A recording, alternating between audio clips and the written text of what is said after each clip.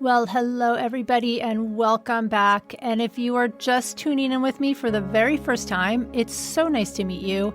And I'm really glad you're here with me today. I am your host, Heather Carey, nutritionist, chef, mom, and a woman who has been around the block with food. I want to open up about real food in relation to health, weight, and our bodies so you can make peace with what you eat.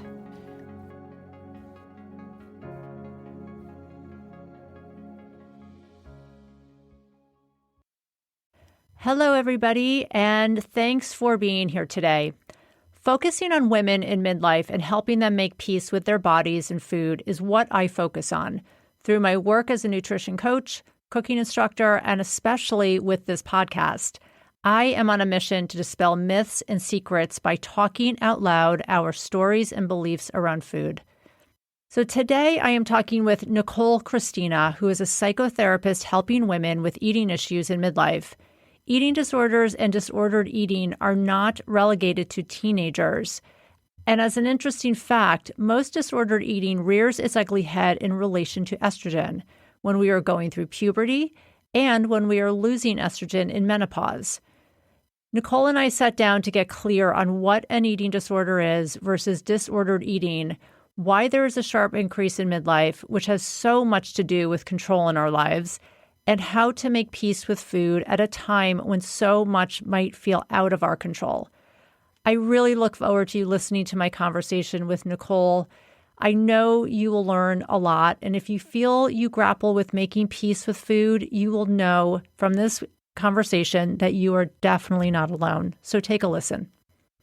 Hi, everybody, and welcome back to the Real Food Stories podcast. Today, I am with Nicole Cristina.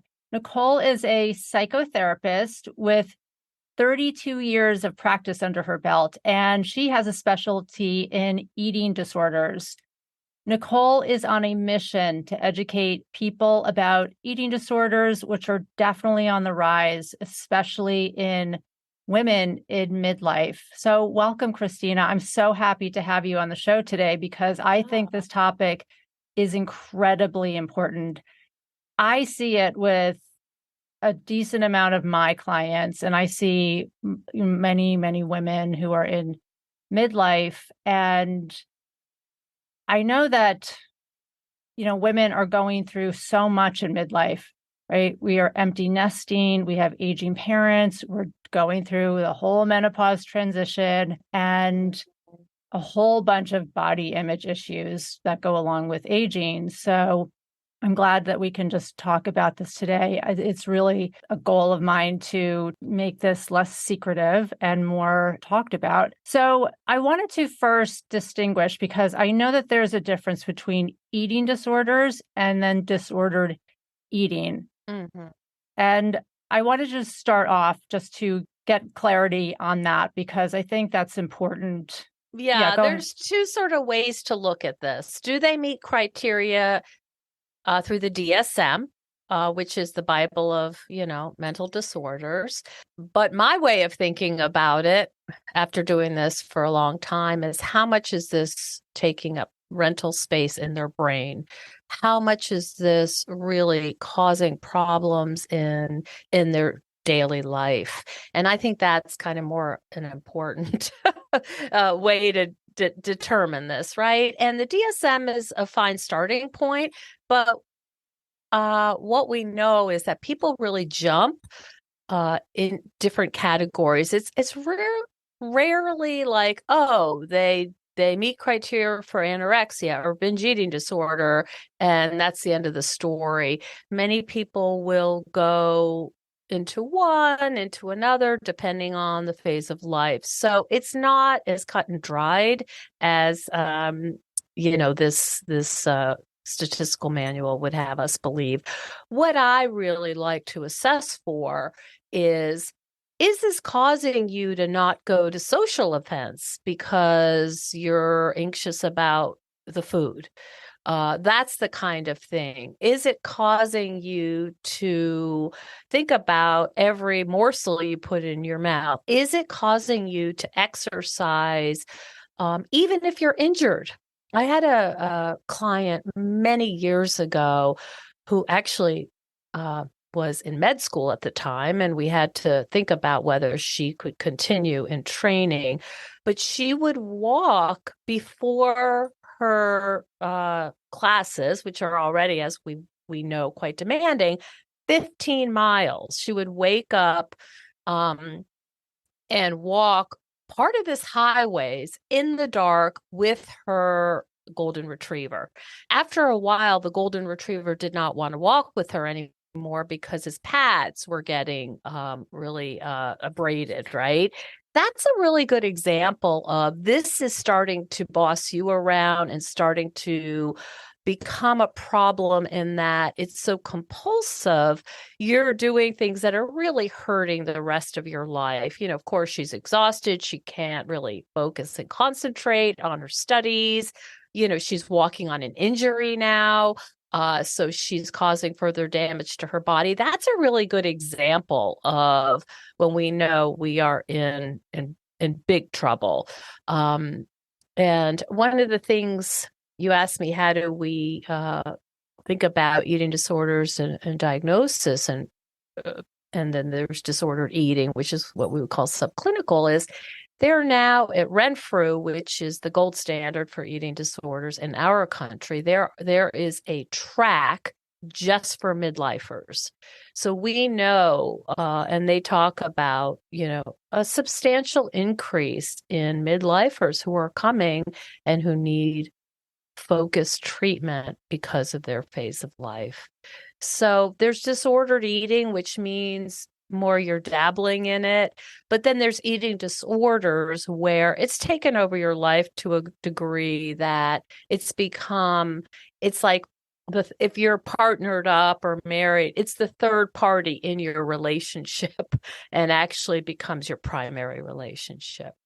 That's interesting. Yeah, that it takes front and center with your Yes. with who and whatever you're doing and living your life. For me, with the women that I see, I think some of the things that I've heard over the years are, every woman that I see has been on and off diets. They can't figure out how to eat normally, quote normally, without being on a diet. They don't know how to, if they're either on the diet or they're off the diet. Mm-hmm. They typically tell me that when they were younger, they had an eating disorder. There's some obsession with like eating clean or not eating certain food groups or being afraid of fruit or carrots or, just vegetables and, whatever food group of the moment. Would you describe that as disordered eating? Does that go into the disordered eating category, or is that just, it almost seems like that is just normal in a way, that we're supposed to be fearful of food and we're supposed to question things and we can't just enjoy food. Yeah, I think you're making a great point that disordered eating has become kind of normative, right? If you say if a group of, like, if you go out with women, I'm not eating carbs, nobody says why. What, that sounds really weird. Or I'm not eating whites. I'm not eating white sugar. I'm not eating white flour. Nobody blinks an eye. And if it used to be before many of us are remote, you're by the water cooler and you hear, I was really good this weekend, or I was really bad this weekend. What does that mean? I had a piece of birthday cake. That's, nobody says, what are you talking about? Eating's not a moral issue.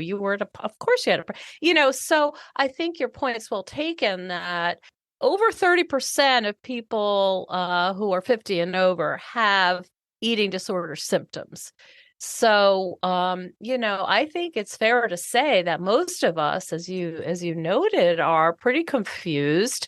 And particularly around premenopause, menopause, and postmenopause, it really gets heightened because now our bodies change. And if we have daughters, the timing of nature is really cruel in that our daughters are blooming. Their skin is full and, glowing. And all of a sudden we're like, what's this stuff? Like, it's, it doesn't look the same. We really, our bodies have been around on the earth for 50 years. That takes a toll, even if you wear sunscreen. So that's bad timing for many women who have daughters. The other piece that you mentioned, a lot of the things that we're grappling with. The other thing is our mortality. I mean, we're seeing our loved ones, our parents who are they may be starting to fail.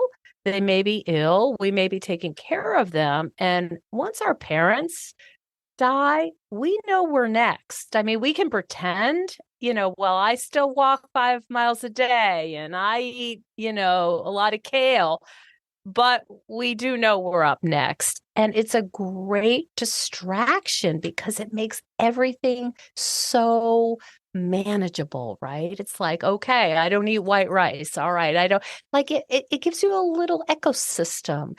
And in some weird way, it's a very elegant solution to being overwhelmed with the world and the grief that is all around us. It's sort of and I say this, ironically, but it is sort of a perfect solution. The problem is it has, tremendously negative side effects, but it really makes things controllable. It makes things simple. It's clear. It's manageable. Who doesn't want that in a world that, well, I live in upstate New York, and this summer we were getting, and you might have too, from Connecticut, the wildfires were turning the skies orange. I mean, I felt like I was in a post-apocalypse. It was the most bizarre. I felt like I was on another planet. That is very disturbing. And if you don't have other coping skills, boy, it certainly makes sense to say, I'm not going to have toast for breakfast. That is such a good point. I love that with all that's going on with women in midlife, with, right, aging parents, parents dying, right, feeling like we're next, really questioning our mortality, looking at the younger generations, our daughters, our sons, and knowing that you're not going back there. Right. And then in menopause, and I get the like number one line I usually get is like, I just look at food and I gain weight, and it all feels very, very out of control. Right. Suddenly you're not in Yes. control of your body. You can't just skip a couple meals and lose 5 pounds. Walk a couple extra miles. Right, walk Yes. a couple extra miles. And so I think, Yeah. it is something to like feel like you have control of in a very out of control world. So if you fast, if you just get rid of dairy, if cut out gluten, right, you're feeling like something feels, that you can have control over. It's so seductive. I tell people this is overdetermined, especially if you have a trauma history. And I don't know if we want to go down there. The other piece, and I don't bring this in often, although in my podcast, I talk a lot about it, but we're living in a grief illiterate society. So now we have all of this grief around us, daily, right? So much grief, and we don't really know how to talk about it. We don't really know how to talk about death. So now we're left with these feelings that we don't know what to do with. And that just sort of fuel on the fire of, boy, all I need to do is focus on how many carbs, how many grams of this, how many cups of this. Who wouldn't, it's so easy to get sucked into. And then before you know it, the diet is controlling you. And that's what we see. And I'm sure you know in your line of work, it all starts well intentioned. Nobody wakes up, no woman wakes up and says, I want to have an eating disorder. Nobody wants that. It's all well intentioned. Like, well, let me see if I could cut out fruit, or bananas are high in sugar, so no more bananas. I have real compassion for people who are just trying to figure out how to live a life with peace and, some sense of calm. So it does give you some control, right, in a world where like there is so much going on, and there is a lot of grief, and there's a lot of grief over our aging bodies, right? I mean, Yes. it is just, I think, for some women, the ultimate loss of control. Thank you for saying that. And I find that the more you've gotten attention for your physicality, boy, that's a hard one. I have a friend who, I don't know if people will remember, Isabella Rossellini. She's an Italian actress, and in her prime, she was just gorgeous. Well, this woman looks like her, and of course, not so much anymore. And she was conveying a story to me where she thought a man was looking at her in the grocery store, and she felt really like, wow, that hasn't happened in a while. Doesn't that feel nice? And she was kind of basking in that attention, and then realized he was actually looking at the woman behind her. Yeah, that's what we're dealing with. Mm-hmm. I love that example of that story, because there is grief around that, that we're not going to be youthful, and especially in a world that reveres younger women. I mean, and you see it on social media all the time. I don't know if Oh you my ever gosh. follow like older actresses or models, and they are just doing everything in their power, plastic surgery, whatever, to look as young as possible. And that's the standard then we have to hold up against. And that is a lot of pressure that we can't in our society just say we're aging and it's okay. I have a couple wrinkles on my face. Can't do exactly what I used to do, or maybe my body doesn't look like it did when I was 25. And I think there is a lot of grief around that. Absolutely. I think you said it beautifully. In fact, as you were talking, I was thinking, to age in a way that's not apologetic, you kind of have to be rebellious. Like, yeah, this is what I look like. I got wrinkles. I got whatever, my skin isn't all, tight like it used to be, or whatever toned.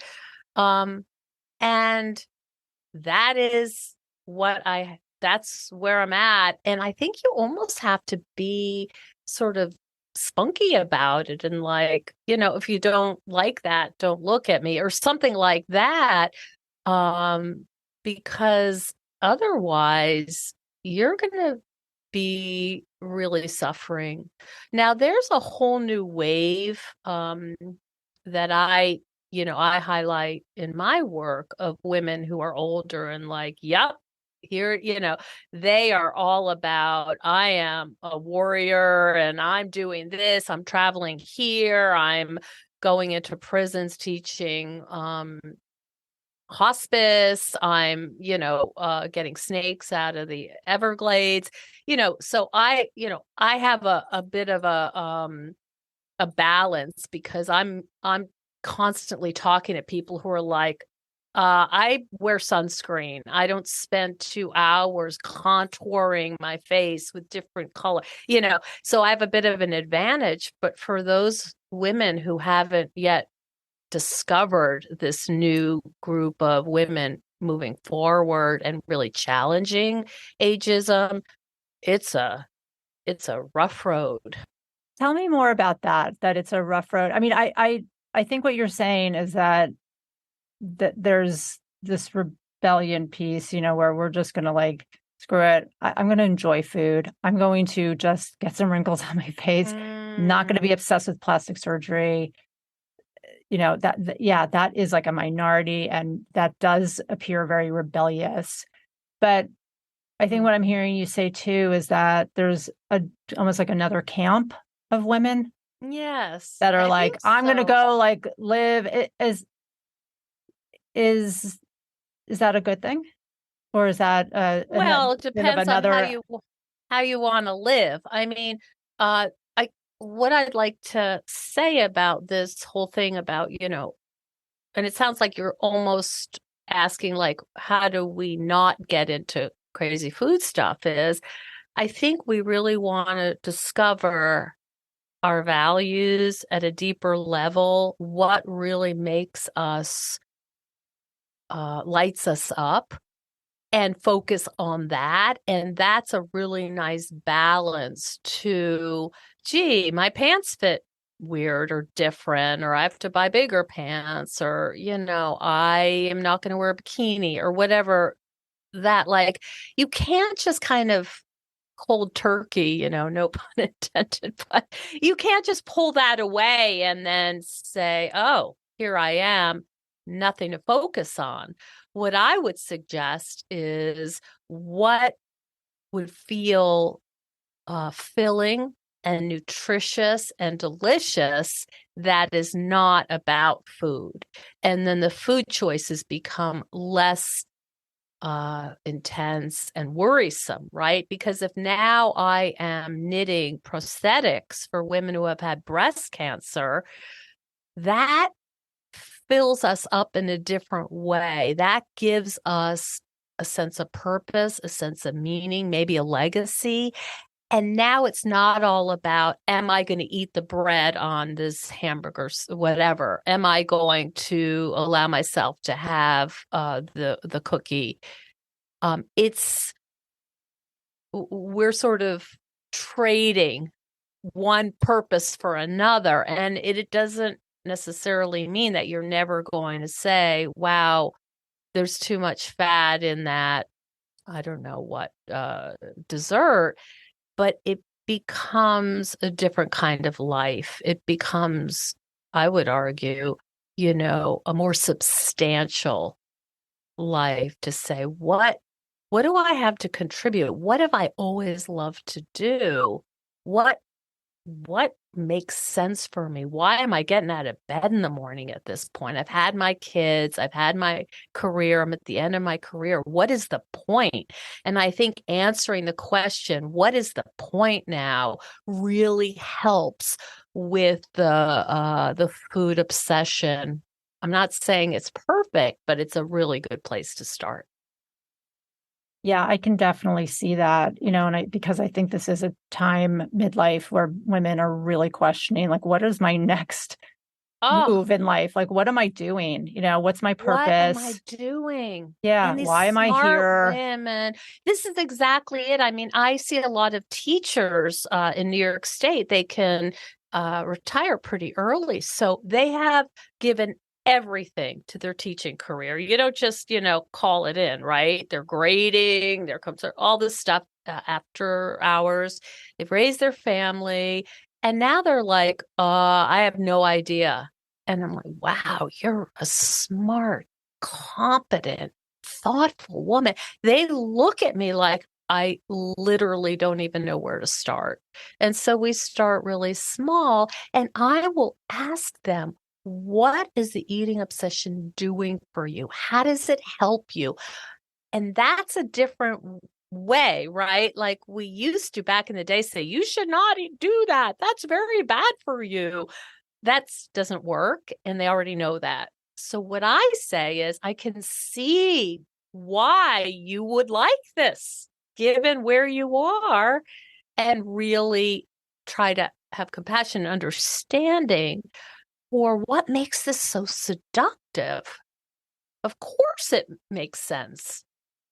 Yeah, Um, yeah. yeah, go Well, I ahead. mean, we talked about the control, right? That disordered eating might have in your life when, yeah, you retire and you're like, oh, what am I doing for the rest of my life now? And it seems so big and overwhelming And that, scary. Yeah. yeah, and scary. And I think on my end, as a nutritionist, I try to get women, I try to teach women how to just make peace with food, enjoy food. Food is to be enjoyed. Food is meant to Mhm. be enjoyed. Now, that doesn't mean that we want to go haywire with it either. I mean, because we have health issues to consider and we want to eat, healthfully. Mhm. We don't have to go to those outer extremes of clean eating and Whatever eliminating that means. I mean, like when you're pulling whatever kale that out of the means. garden, it is not so clean. Right. Exactly. Right. Right. Things are dirty in this world, but yeah, I know clean eating. I'm trying to think of the other like terms that have come up like over the years about, but it's Yes. like clean eating or just eliminating things makes it more clean and without any thought that if I eliminate all carbs, then I'm like I'm that's not healthy. Grouchy. Right. Yeah, I'm I'm grouchy, grouchy I'm because I moody. can't make serotonin. Yeah, Exactly. Right, yeah. exactly. What do you suggest, for women after, maybe hearing this conversation, if Mhm. they think, you know what, I think I do have a problem, or I'm definitely something's getting out of hand for me. Yeah. What's the first line of resources, books to read, people to see, things like Well, you that? won't be surprised to hear this. Evelyn Tribole is a person with her co-writer wrote a book many years ago called Intuitive Eating. And it was just like a new concept. People were like, what? How does that? What are you talking about? And they've revised that book. Now I lose track of time. It's a couple years ago. I actually interviewed her, and I would steer people toward Evelyn Tribole. It's Tribole, and she has a website, and she is a firecracker. I mean, you talk about diets and just steam comes out of her ears. I really, really love her, and I know you do too. So I would look her up. The other person I really like is Rebecca Skitzfield. Could you correct me? I always have trouble with her name. She wrote a book that Body Kindness, and she has a Yes, I know exactly podcast. who you're talking Yeah, I about. have such a trouble. I interviewed her as well, but if you look at her book, Body Kindness, there's hundreds, probably thousands of books on this subject, right? Those two stand out for me in the last few years. I would say these are my favorite. National Eating Disorder Association is NEDA, NEDA. You can go on their website. People, as we talked about, like the rebels in the aging world, there are also rebels in the eating world saying, I am too smart and too competent and too wise to waste all of my talents and energy on how many carbs I ate. I have too much to offer. I have, let's say, a third of my life left or half of my life left. And damn it, it's not going to be all about, worrying if I had a cookie or not. So there are podcasts, and there are certainly books, there are online groups. And if you go to Google and do intuitive eating, you're going to find a lot of these resources. And it just makes life more balanced. And I think you alluded to just so much more enjoyable because we have to eat.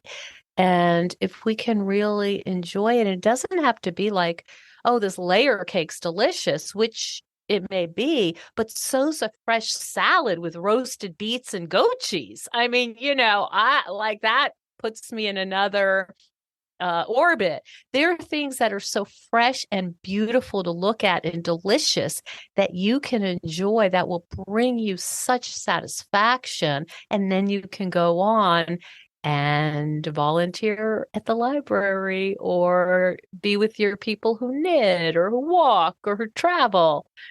and your life will be so much richer. Yeah, great points. I mean, I think I like the food rebel that, because I feel like that's almost where I am, not almost, that is where I am definitely the camp I am in, and Mm, that I just don't give food. I mean, I give it its place and its due, but because my goals are to be as healthy as possible. Right. right. And I know that feeding myself with really good, healthy, nourishing food is Hmm. my first line of defense for that. Hmm. But that doesn't mean I'm on a diet. And it doesn't mean it doesn't taste good, right? A healthy Right. salad, I mean, a beautiful salad can be Oh, absolutely delicious. And I it crave can that. be. Yes. I think the other little dirty secret, which people don't want to hear, is that your eating is not the first indicator of how well you will age. We all want to believe that I have control over getting ill. I have control over, you know, bad news. It's like number three or four. The first one is, as we know, is human connection and bonding and having loving relationships, platonic or otherwise. So we may be deluding ourselves to say, if I eat, asparagus all day, or kale, I'm really doing myself a favor. Maybe, but there are other things to bring into your life that would be even better if you are looking to age well. Absolutely. I think that food, in my world, I'm a culinary nutritionist. So in my world, I like know. I'm in the world of food, but I Yeah. totally agree with you that food is not the first line of defense against healthy aging. I mean, there's so many other things that are really out of our control, just our genetics alone, our Our stress, environment, our environment, right? Our social connections. I mean, there's a lot that also goes into it, but that's the messy truth, right? We wish we could sort of boil it all down to, well, I never eat red meat. I never eat anything that's not organic. Wonderful. It's much more complicated than that. absolutely. Yeah. And I wanted to just say too, I love these books too, Intuitive Oh, good. Eating by Yeah. Evelyn Tribole and Body Kindness. I think And it's Skitchfield. I know I what you're really saying. struggle. Yeah. I'll put that in the show notes just so That's people, great. and I think in a world where there are thousands of books out there on diets and eating or ways to eat and ways to live and eat, and it's just dizzying, and I think to go Mm, back to like these classics, not get caught up in, because you could really go down a rabbit hole mm, of quote resources and everything. So I think these two are just like mhm. classics and really great I'll I'll first add steps. one more just to make it more. I'm a big fan of Janine Roth. Now she's kind of veered off, but she had and I am dating myself, a CD, and I don't know if it's an audio download. I don't know if you'll know what I'm talking about. She starts it saying, "I'm assuming you have just binged." That's where we're starting. Do you know the one I'm talking about? It's I an don't know if I oldie know but the goodie. specific CD, but I do know Janine Roth. Yeah. And I definitely used to follow her. I haven't really connected Yeah, with she's her on in a a while, but different, if anyone has a chance, I would also recommend her. great to know. Yeah, that she is a name from my past, but Yeah, she is. still, I I know. mean, really, I think one of the first people who set the foundation for me, with in regards to eating issues or just the emotional eating, behind food. So yeah, Hmm. great to know. Thank you for those resources. So just to end our very engaging conversation, are there any takeaways you could give to women in midlife? Just a one or two, 'cause I know we talked Yes, about so much today, and we it's did. been a great We can, conversation. and we can talk for hours more. I know this is a tall order, and I'm saying this knowing it's a tall order, but as much compassion as you can have with what you're struggling with, and you had mentioned divorce. It's gray divorce is a thing. Reassessing our relationships is a real thing. And so if you can come at this with like, wow, I'm struggling with my kids in college, doing well or not well. My friends are moving, my parents are aging, my dogs are barking. You can hear them.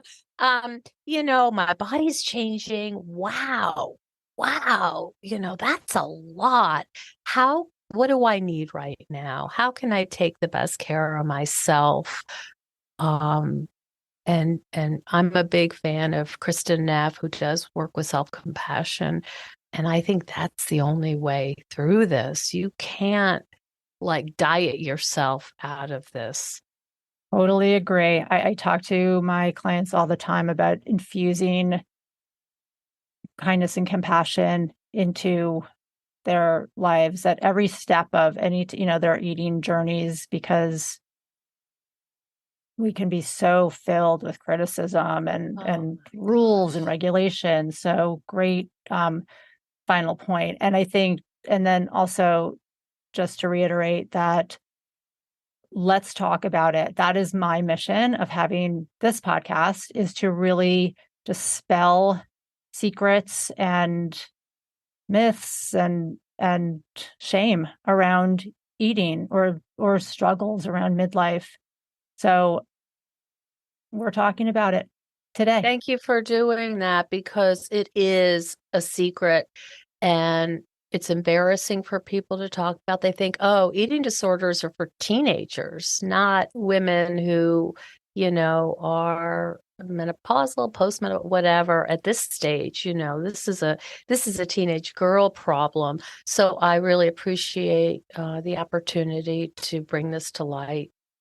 Right. Well, thank you so much, Nicole, for just being on the podcast today. This has been an amazing conversation, and I know my audience is going to get a lot out of it. So I'm glad to hear that. Thank you for having me. And as always, if you loved this podcast, please consider gifting me with a 5-star review. It is so helpful for me to get the word out on real eating, our real bodies, and real food stories. Thank you so much and have a great week. Bye for now.